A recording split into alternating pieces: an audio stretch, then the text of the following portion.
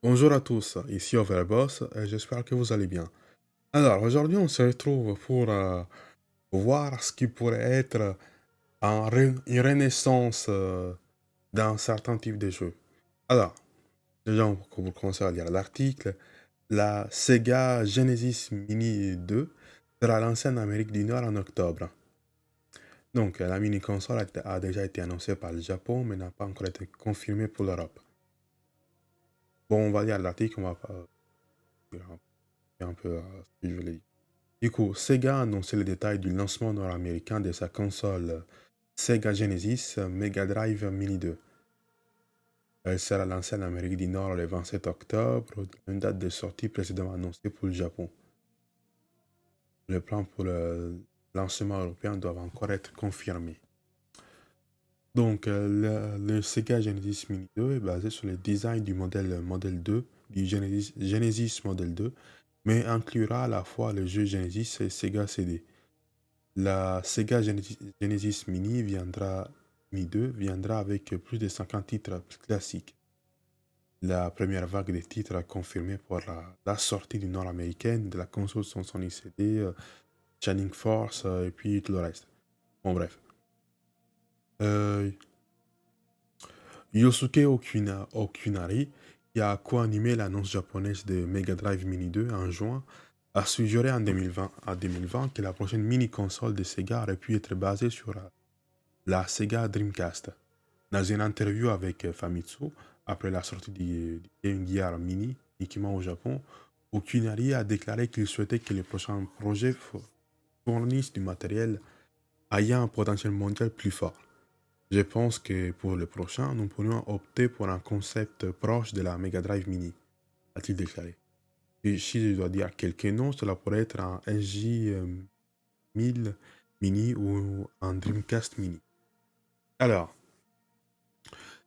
ce qui nous dit l'annonce de la Sega Genesis Mini. Bon, première chose avant tout, j'ai jamais joué à la Dreamcast, la Dreamcast originelle, l'arc-en-ciel, comment ça s'appelait, je me souviens plus. J'ai jamais joué. Mais là où je viens en venir, c'est que j'ai vu un petit peu à quoi ça ressemblait, quelques jeux de la Dreamcast Mini. Euh, là, là, là. Euh,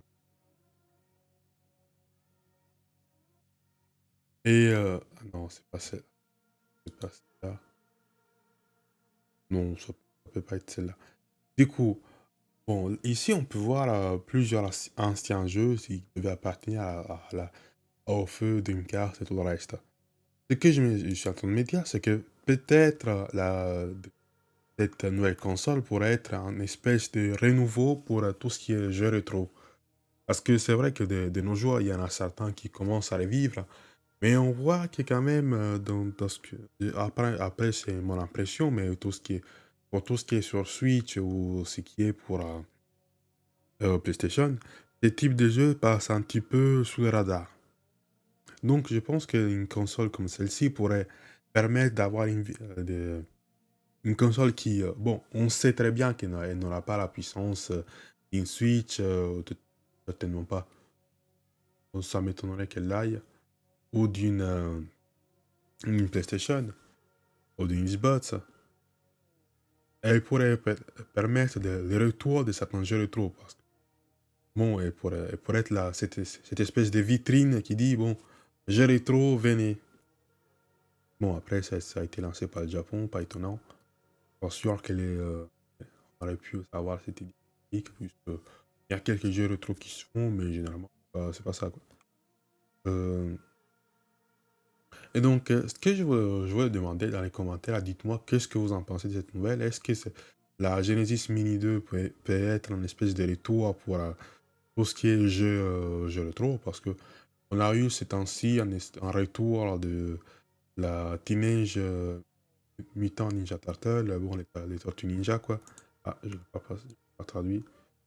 Qui a vendu plus d'un million d'unités pour sa première semaine. Et est-ce que j'ai la bande-annonce? Non, je l'ai pas. Mais en gros, celui-là, c'était un jeu rétro, lui aussi. C'est pas une espèce de truc je sais pas, à la Genshin Impact. Que sais-je encore?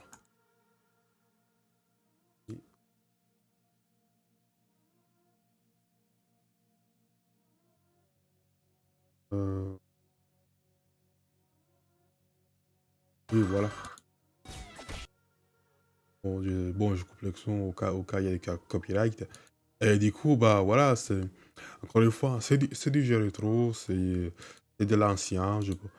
Pour moi, je pense que avoir une espèce de console qui s'est dédiée qu'est au jeu rétro, en plus, il me semble Tortue Ninja, ça appartient à Sega, il me semble. Pas sûr, je vais pas les trouver là. Mais on a des jeux comme les Tortues Ninja qui pourraient très bien aller dessus. On a aussi le retour de Megaman qui est annoncé pour 2023. Megaman Battle Network, enfin Legacy qui va rassembler plus ou moins une dizaine de jeux. Network un 2 3 White, 3 Bleu, 4 Red Sun, et puis tous les autres. Mais celui-ci va sortir en 2023 et aussi plusieurs jeux Sonic. On voit bien que bon, même s'il y a Sonic Frontier qui va sortir, bon, je suis pas trop emballé par ça. J'ai l'impression que le truc, même si on a quelques infos qui nous disent qu'il pourrait être très bien et qui nous ont montré juste la partie un peu moche. Bon, c'est un peu bizarre dit comme ça, mais c'est vraiment ça. J'ai pu voir dans un article que les gameplays qu'ils nous avaient montré, c'était surtout la partie la plus, on dit, la, la, moins, la moins belle à... Enfin, qu'ils avaient des trucs meilleurs à nous présenter. Là, je me dis que, à quoi bon sortir un espèce de... une, montrer du gameplay si c'est pas pour donner l'eau à la bouche aux joueurs pour y jouer, quoi. Là, je vois pas trop l'intérêt. Mais bon, je me dis quand même, si ce qu'ils ont montré n'est pas la partie, alors c'est peut-être pas plus mal. Si c'était concentré que sur la partie meilleure, comme ils l'appellent, peut-être que si on avait vu ce que cette partie-là qu'ils ont créée, telle que la partie où le monde ouvert qu'ils ont créé, peut-être qu'on aurait dit, oui, il y a du fake dans ce qu'ils ont dit. Bon, au moins, on sait à plus ou moins quoi ça ressemble. Mais encore une fois, euh, je me dis quand même, bon, après, c'est une console Sega. Oui, c'est une console de Sega. D'ailleurs, Sega, ça fait un petit moment qu'ils n'avaient plus fait de console. Donc, ils ont perdu la bataille. Ils ont dit, bon, laisse tomber. On est dépassé par la PS4. Nintendo a pris la relève. Du coup, ça fait un petit concurrent. Tout ça, c'est très bien. Mais encore une fois, je pense que la Genesis peut faire une très bonne console pour le jeux rétro. Bon, Vectorman, je connais pas. Je connais que les jeux Sonic dans tout ça. J'ai dû jouer à Sonic Rush et un autre un peu plus ancien, je me souviens. Mais en gros, c'est ça. Mais dites-moi qu'est-ce que vous en pensez dans les commentaires. Est-ce que la Genesis peut confirmer la présent? Non, c'est pas grave. En gros, je pense que cette console pourrait être une espèce de nouveau avenir pour le, elle pourrait se tenir debout face à la Switch, à la PS4. Bon, Xbox, ils sont en train de leur Game Pass, mais bon, ça, c'est pas grave. Donc, elle pourrait se tenir debout face aux autres mastodontes en face. Mais bon, après, ça peut aussi marquer le retour de certaines. Enfin, elle peut marquer plus ou moins. Elle peut créer la possibilité de créer des nouvelles licences que j'ai basées sur des jeux rétro. Je sais pas. Pour une fois, je connais pas beaucoup parce que j'ai pas eu l'occasion d'y jouer. Et honnêtement, les seuls jeux rétro qui plus, je peux identifier comme tel, c'est par exemple le CD Sonic ou, oui, mais Megaman. Je, j'ai joué à ces deux-là et bon, pour l'instant, je pense à aucun autre. Mais encore une fois, dites-moi ce que vous en pensez. C'est peut-être ça peut être Bon, après, ça veut pas dire que sur les autres consoles, il peut pas y avoir des rétros, c'est pas le propos. Mais que Sega nous lance une espèce de console où plusieurs développeurs pourront avoir cette espèce de phare pour ce type de développement, ça peut être assez sympathique. Bon, bon, tergiverse un peu, bah, je vous dis, bah, c'était ce que j'avais à vous dire. Si la vidéo vous intéressait, je vous mettez-y un pouce et abonnez-vous pour ne pas rater les prochaines. Et sur cela, je vous dis à bientôt.